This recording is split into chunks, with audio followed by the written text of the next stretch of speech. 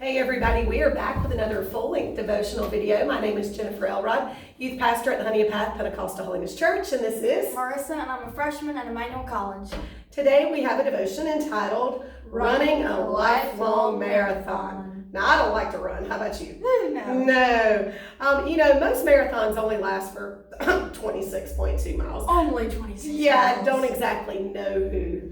I guess don't knock it till you try it, but I'm not trying it. I would not subject myself to that. The longest marathon in the world actually is called the Self-Transcendence Marathon.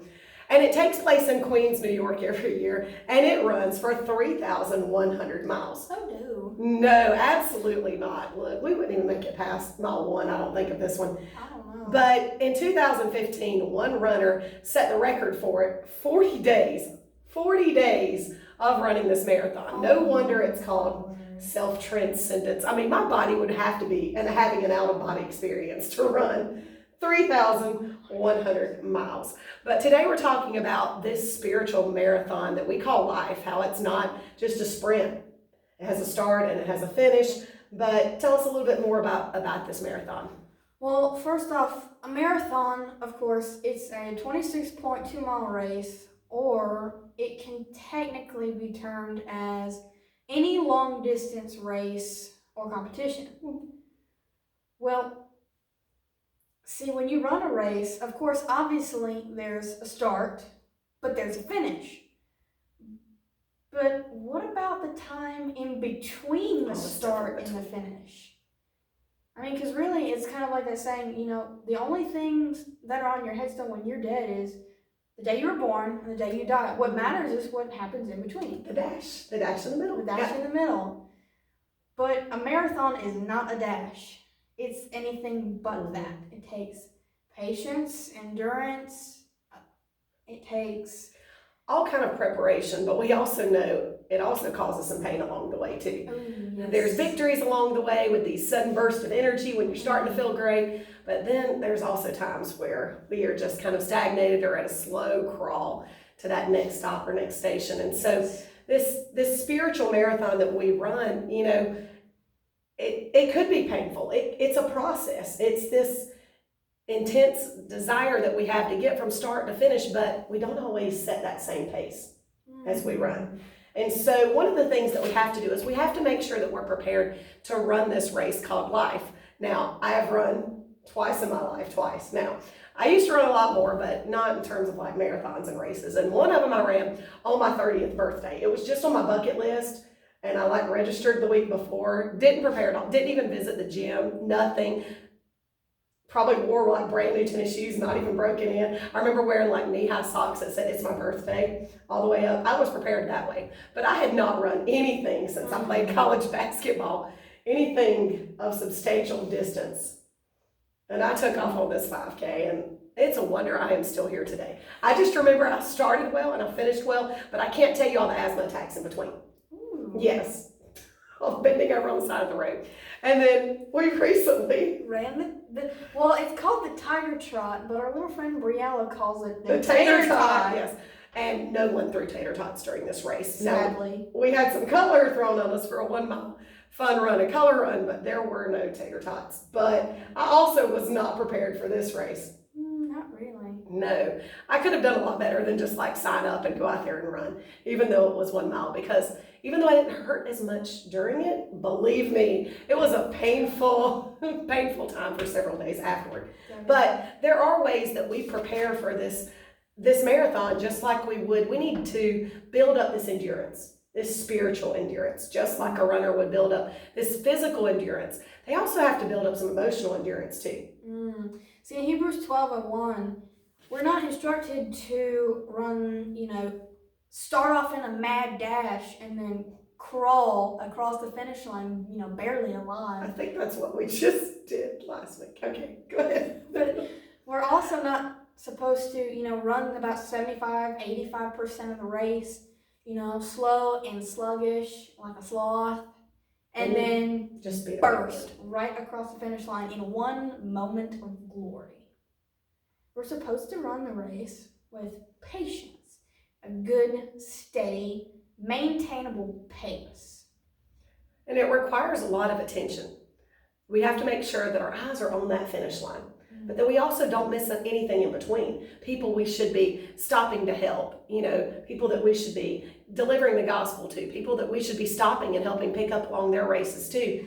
It requires some effort too. Just like she said, you can't just have these sudden bursts of energy and then all of a sudden do nothing for years and years.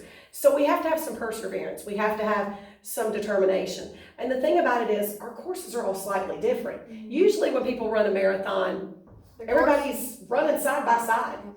So you have all these other people that you're looking at thinking, I'm doing a lot better than them, or they're doing a whole lot better than me. I know I kind of slid in at the last minute, yes, in front of my assistant principal, just so I could. But we all have different start times. We all have different finish times. They look for in marathons a respectable finish time. But what decides that for us and how we finish well? But we need to make sure that we have all of these things, preparation, that we are continually building up this spiritual stamina, this endurance. But you know what? There are so many stumbling blocks in this marathon, in this race we call life. See, we could be complaining because it isn't a cakewalk. And not a walk where they throw cake at you. Or tater tots. Or tater tots. But it's not easy. It's not for the faint of heart, for sure. I mean, you could be complaining because, man, your legs are tired. Or like, Briella was about, I think, a quarter of the way into that mile. She said, I can't go anymore. My hip hurts. My hip, a My 6-year-old. hip hurts. I started thinking about real races. And, one of those things is severe exhaustion. Ooh, we yes. just get tired. And that may not even be at the speed that you ran. You just become tired with life, with all the circumstances that are beyond your control, and you don't know necessarily how to deal with them. But also when we are running, we get some dehydration. We just end up completely running dry. And there is really a spiritual dehydration where we're not only not living in the overflow, there's just nothing at all. we don't have anything for that day, much less to run that race and encourage other people on theirs as well. Instead of your cup running over, your cup is running dry. Completely dry. And yet we're still running this race. And sometimes in a race, your shoes come untied and you kind of get tripped up and you fall. And a lot of that is how long you stay down. Because it'd be really easy when that happens just to stop and take a breather for a while. And there's nothing wrong with getting some rest, relaxing when you need to. But how long really are you choosing to stay down when you fall like that? Because eventually people are going to run all over you. Oh, yes, they will. Run over you, run into you, and they're not going to pick you up and carry you the rest of the way either. But a lot of times we see other people that are really struggling in this spiritual marathon. And even though it might slow our pace just a little bit to stop and give them a helping hand and help them get up, that's really our job too. Our job as Christians are to help other people because we all have this same finish line in sight. We all are going after the same reward. The same end goal. You're not getting one prize and me getting another one if we serve him. And so we need to make sure that our eyes are on the prize. I looked up how much the richest marathon pays out for first place. You and I would totally run this race just to try. $200,000. Ooh, Let's talk free education. See, Emmanuel College would be paid for. Do you want to run? Not really. No, not really. Not even worth that. $200,000 for first place. But it's not like that in this kingdom mentality of running a spiritual marathon because we're all running after the same reward. Philippians 3:14 says, I press on toward the goal to win the prize for which God has called me heavenward in Christ Jesus. And as much as we press on because we want a mansion or we want streets of gold or we want to see our loved ones, really, I just want my coach at the end of the finish line to say, well done. I just want him to say, well done. There may never be a physical race in life that anybody would look at me and say, well done on. But this is one race that I really, not necessarily to win, to beat anybody else. I want him to tell me that my race was run and it was well done. And I'll probably be pretty exhausted. I'll probably just fall completely at his feet. But that's exactly what we're supposed to be doing. So who sets our pace in this lifetime marathon? Who sets it? Well, see, that's the thing. Our coach can tell us what pace we're supposed to run at, but ultimately, that's the runner that's supposed to make that choice. Because we can listen to our coach, and he's going to say, I need you to run slower going up the hill and, maybe a little faster going down, or maybe, take that curve a little faster than everyone else. But he may say, rest and relax for just a few minutes here. But ultimately, it's our decision as the runner to say, I know you said run a little faster here, but I'm just going to take myself a little stroll and slow down. Or he might have said, just stop, take a breather. You're going to need some extra wind to get up the next hill. And you're saying, I'm good, I got it. And you go anyways. He knows what's coming when we don't. Yes. He has that foresight into the future that we don't have. And he knows what we're going to need to have to take that next hill so that we don't stumble and fall. Isaiah even reminds us that those who mount up on wings like eagles, they'll run, but we cannot grow weary when we run. There will be times that we can walk, but we should not faint. The biggest thing is we need to avoid the burnout. How many people quit marathons? That would have been an interesting statistic to look up. It's even said after mile 13 in a marathon, it switches from just a pure physical state of, running. Stamina, yeah. To, it's a mental block. Mental block. Yeah. A mental, emotional block that you have to push past. It's called, basically, it's like a transition point. It switches from, okay, I've trained, I've got all the physical endurance, my legs are in great shape, my lungs are working great, my heart's still pumping blood, to an attitude change. How much do I really want this? A perspective change. Because there are a lot of people that probably have bowed out. Mile number 13, a little bit later, you see them on the sidelines, and they're standing there cheering you on, but they could have been finishing the race. They stopped. So are you going to stop at mile 13, or are you going to say, I've only got 13.2 miles left? That means I'm over halfway done. I'm over halfway.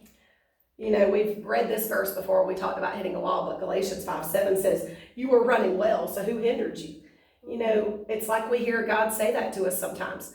You were doing a really decent job of keeping a good pace and running this spiritual marathon, but then all of a sudden, you just stopped running, stopped jogging, really stopped walking, maybe even started crawling, maybe hung out over there on the sidelines for a while. So who hindered you? So there's a couple of things that we can do as we run this race. First thing is we got to move forward. Yes, no backtracking. You can't run backwards. You can't jog backwards. That's not propelling you towards the finish line. We've got to be in control. That means our emotions, our mental, just our perspective and our attitude. Because this is not a physical race necessarily to keep our bodies under control. This is a spiritual race to keep our spirits intact. Dodging the bullets of the enemy, because unfortunately stuff comes at us in this race. I mean, we're dodging all kind of bullets and arrows that we would never in a real marathon. We have to be prepared. We know that going in, especially if we know some hard times are on the horizon. And we have to be able to listen to his voice. We got to be able to listen to Coach telling us how to run where we're running. And we must keep our eyes on the prize. The ultimate end goal, not just, all right, I've crossed over to another mile, I've gotten another quarter mile in, I've gotten another 5 miles in. What's the real goal? The well done at the end. Yes. Just like that cloud of witnesses in that faith chapter that you were talking about. They're all cheering us on. They're all clapping at the finish line, going, we have run our marathons. We've run our part of the race, and now we're cheering you on. But at the end, it's really that coach that we really want to see.